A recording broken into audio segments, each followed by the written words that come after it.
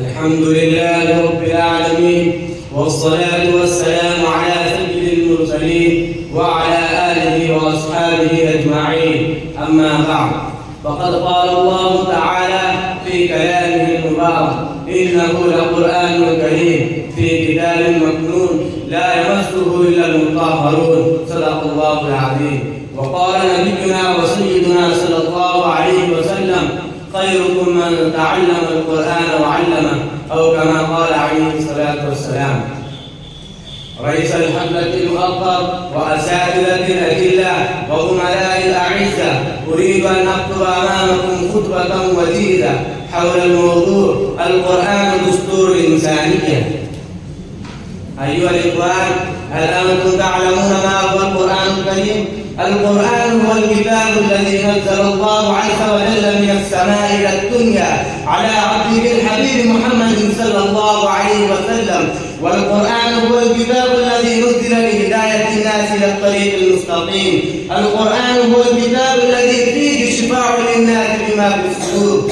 أيها الإخوة، فعلينا أن نعمل بما جاء في القرآن بعد أن تقبلنا دستور حياتنا، وأن نأخذ أحكامه بالنبات، ونحث إخواننا المسلمين على أن يعيشوا بمنهاجه ويسلكوا سلك هدايته في كل مكان وزمان. ولكن نحن نعلم جيدا أن كثيرا من إخواننا المسلمين لا يتوجهون إلى هذا التنبيه العظيم وأحكامه ومسائله، ويقولون أن يتلوا جزءا أو آية من القرآن للبركة واليمنى، بالإضافة إلى ذلك لا يريدون أن يبعثوا أولادهم إلى المدارس العربية الإسلامية لتلقي القرآن والسعادة بتلاوته مع علم النبي الكريم. قال: خيركم من تعلم القرآن وعلمه.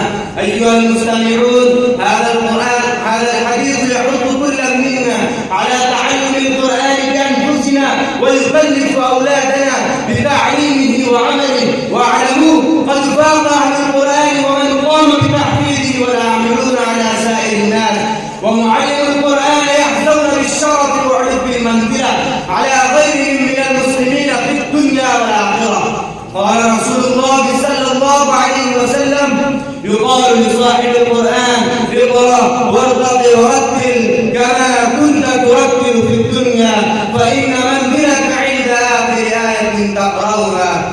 فيا إخواننا في الله، إن رسولنا صلى الله عليه وسلم القرآن، هذا هو القرآن المبارك الذي أعلن الله تبارك وتعالى صيانته، وقال في كلامه: إنا نحن نزلنا الذكر وإنا له لحافظون.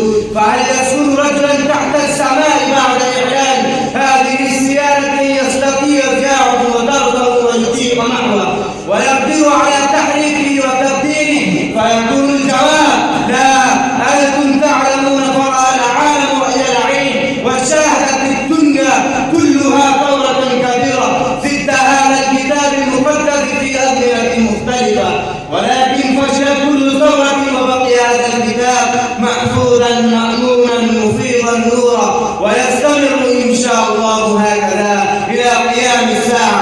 أيها الحاضرون، إن الكفار بذلوا جهودهم الجبارة واقتحموا مواكبهم البالغة في هذا الصدد، ولكن أخفقت مساعيهم المكثفة ورسبوا في هذا العمل الشريع. إخواني، إلى أين نذهب؟ وكم مدة نتغافل عن القرآن؟ متى نلتفت إلى الله وإلى كلامه؟ تعالوا إلى كلمة التوحيد فنتضامن ونتوحد ونكون محبين لدى الله. أكتفي بهذه الكلمات، وآخر دعوانا أن الحمد لله رب العالمين.